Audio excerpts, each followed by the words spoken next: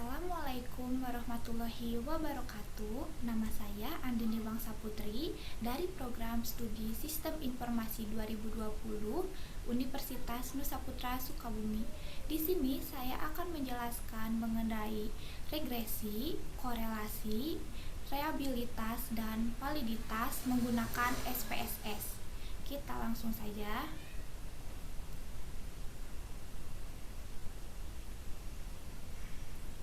Nah, untuk soal nomor 2, saya sudah mempunyai tema bisnis dengan judul Pengaruh Usia, Sikap, dan Keterampilan terhadap Produktivitas Tenaga Kerja pada PT Mangunjaya.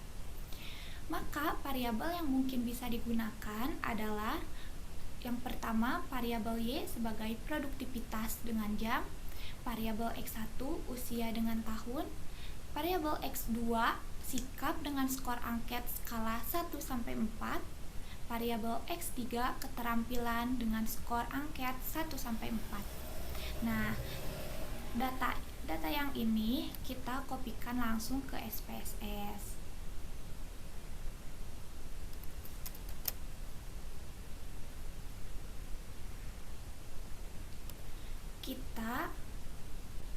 Yang pertama kita isi variabel view terlebih dahulu dengan variabel X1 sebagai label usia, variabel X2 dengan label sikap, variabel X3 dengan label keterampilan,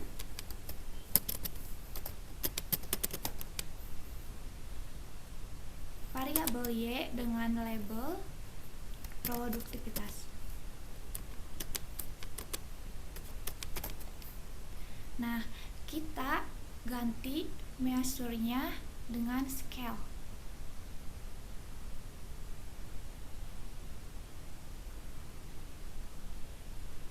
Kita langsung masuk ke data view. Data yang tadi di Word itu kita kopikan langsung. Nah, sudah dikopikan, kita ke analyze, regression, linear. Nah, untuk mengisi variabel dependent kita masukkan variabel produktivitas atau Y. Untuk variabel dependent kita masukkan semua variabel X. Di sini kita tidak usah mengubah apa-apa, langsung klik saja OK.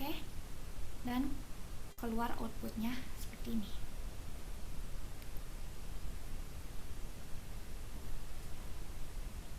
Uji regresi yang pertama yaitu uji koefisien dengan determinasi. Di sini menggunakan tabel model summary. Kita kopikan, masukkan ke Word.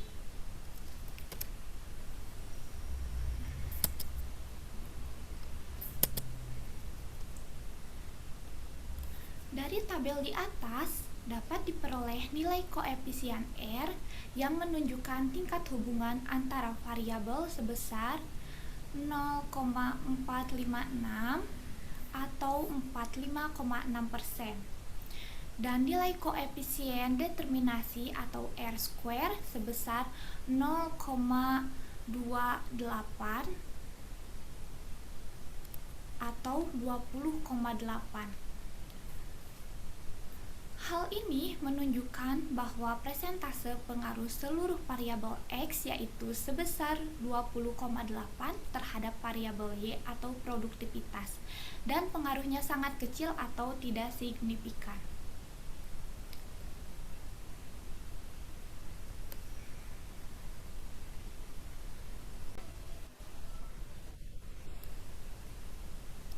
Untuk selanjutnya kita menggunakan tabel ANOVA. Kita langsung copy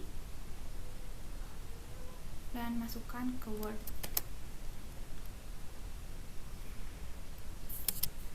Nah, untuk tabel ANOVA ini melakukan hipotesis yang pertama H0 sama dengan model linear antara variabel X1, X2, dan X3 terhadap variabel Y tidak signifikan.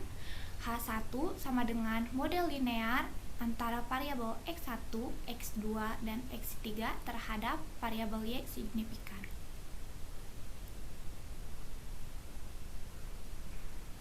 Untuk F hitung sendiri, di sini sudah kelihatan ya, yang F yaitu sebesar 2,538, yaitu lebih besar dari DF yaitu 329,005. Hasilnya adalah 2,93 sehingga HO diterima. Jadi model linear antara seluruh variabel X yaitu X1, X2, dan X3 dengan variabel Y signifikan. Selanjutnya perbandingan sig dengan alfa signifikansi sama dengan 5% atau 0,05. Jika sig lebih kecil dari alfa 0,05 maka HO ditolak. Jika sig lebih besar dari alfa 0,05 maka HO diterima. Untuk sig ini kesimpulannya, karena nilai sig 0,076 yaitu lebih besar dari alfa 0,05 sehingga HO diterima, yang artinya variabel X terhadap variabel Y tidak signifikan. Selanjutnya kita ke tabel koefisien. Kopikan, masukkan ke Word.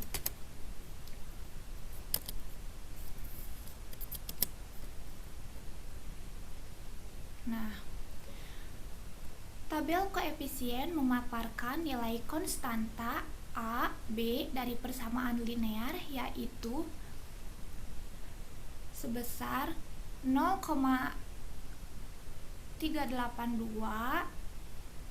plus 0,044 plus 0,016 dan plus 1,068.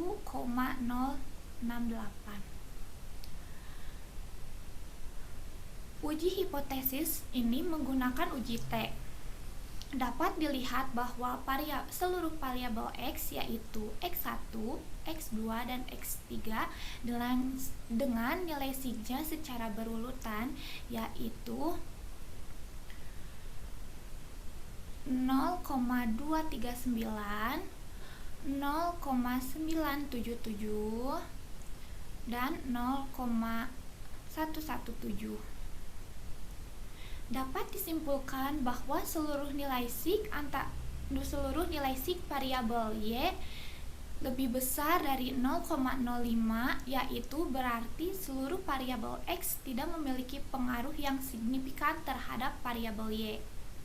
Untuk selanjutnya uji korelasi. Kita masuk lagi ke SPSS. Langsung ke Analyze Correlation Privat. Nah, untuk menentukan korelasi, kita langsung masukkan saja seluruh variabel. Dipindahkan maksudnya, lalu oke. Nah, di sini sudah muncul seluruh korelasi data yang telah saya input. Lalu kopikan ke Word.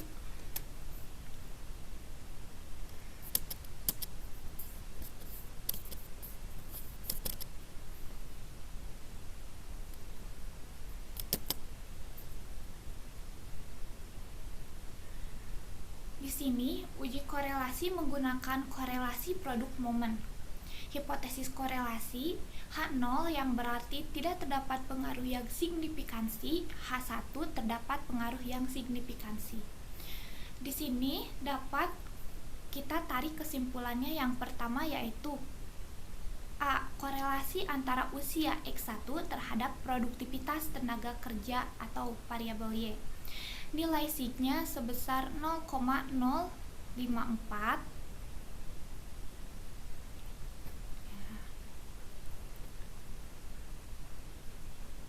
yaitu lebih besar dari 0,05, maka HO diterima, yang berarti tidak terdapat pengaruh yang signifikan antara usia variabel X1 terhadap produktivitas tenaga kerja variabel Y.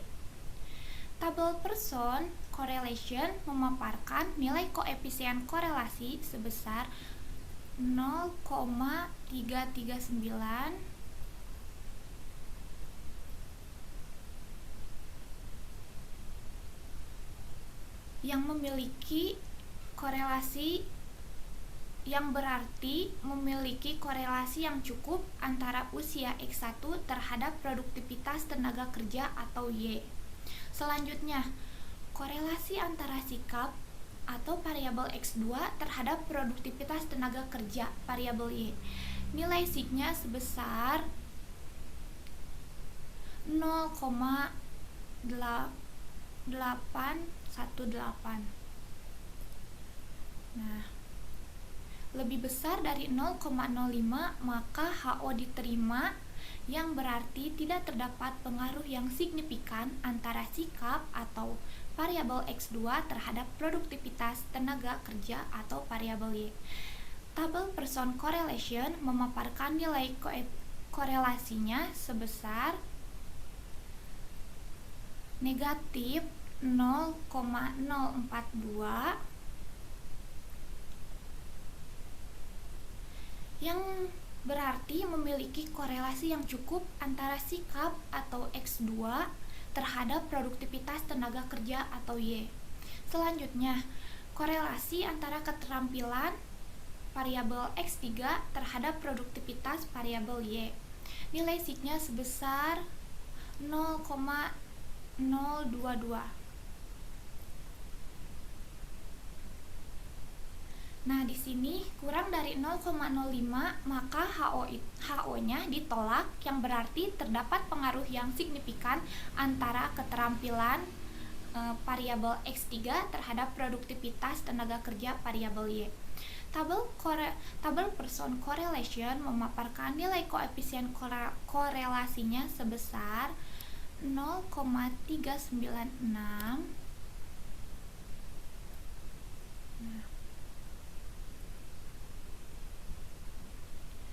Yang berarti memiliki korelasi cukup antara keterampilan X3 terhadap produktivitas tenaga kerja atau Y. Nah, di sini selanjutnya soal nomor 3. Saya akan melakukan uji validitas dan reliabilitas instrumen menggunakan SPSS dan menentukan interpretasinya. Kita langsung saja kopikan datanya. Nah, kita langsung masuk ke SPSS lagi, menambahkannya. Nah, terlebih dahulu kita isi variabel view-nya dulu. Kita langsung ke label saja. Yang pertama item 1, item 2, item 3, item 4. Nah, langsung kopikan saja ke sini. Lalu analyze, scale, reliability analysis. Nah, untuk ini kita kopikan seluruh variabelnya ke dalam item, lalu masuk ke statistik. Kita contreng semua item, scale if item, delete. Langsung yang inter itemnya correlation. Kita continue. Modelnya tidak usah dirubah, langsung okekan saja. Nah, di sini sudah keluar ya outputnya. Nah,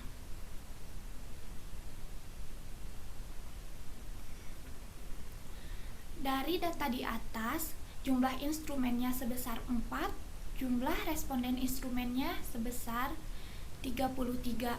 Data di atas saya menggunakan skala yaitu 1 sampai 4. DF-nya yaitu N dikurangi 2. N-nya yaitu jumlah responden instrumennya sebesar 33 dikurangi 2 sama dengan 31. Maka R tabelnya yaitu 0,355. Untuk melakukan uji validitas kita menggunakan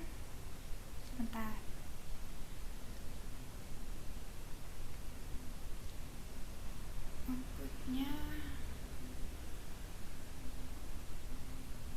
kita menggunakan item total statistik. Kita langsung kopikan.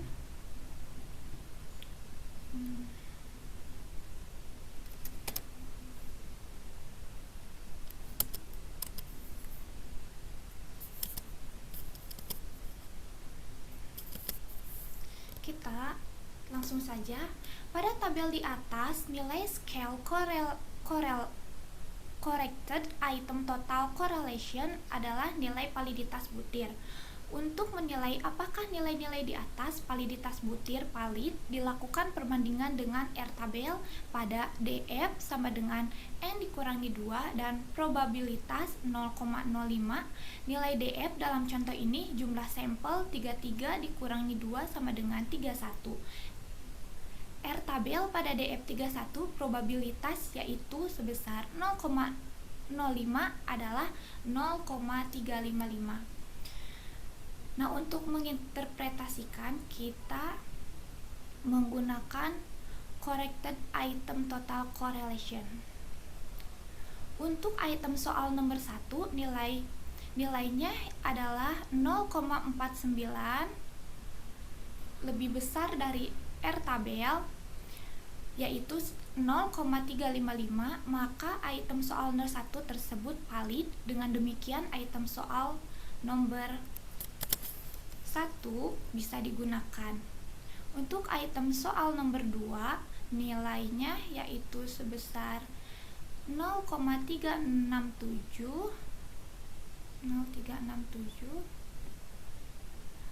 lebih besar dari R tabel 0,355, maka item soal nomor 2 tersebut valid. Dengan demikian item soal nomor 2 bisa digunakan. Selanjutnya item soal nomor 3 dengan nilai 0,164 lebih kecil dari R tabel 0,355, maka item soal nomor 3 tersebut tidak valid. Berarti harus melakukan pengujian ulang atau tidak bisa digunakan.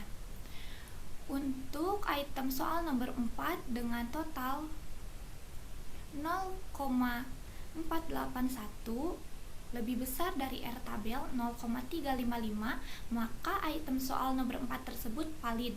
Dengan demikian item soal nomor 4 bisa digunakan. Selanjutnya yang terakhir melakukan uji reliabilitas. Kita langsung masuk ke ini. Di sini menggunakan tabel reliability statistik. Kita kopikan, masukkan ke dalam Word.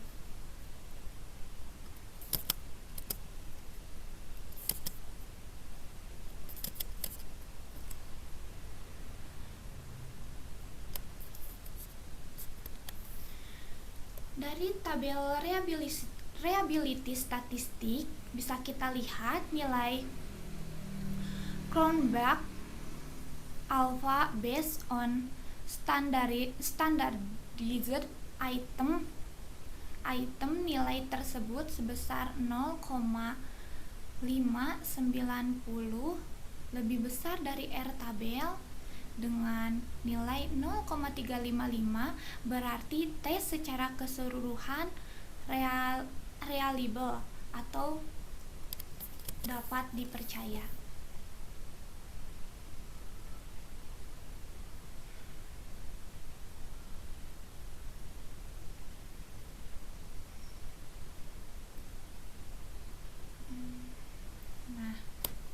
Sekian penjelasan dari saya. Wabillahi taufiq wa hidayah. Wassalamualaikum warahmatullahi wabarakatuh.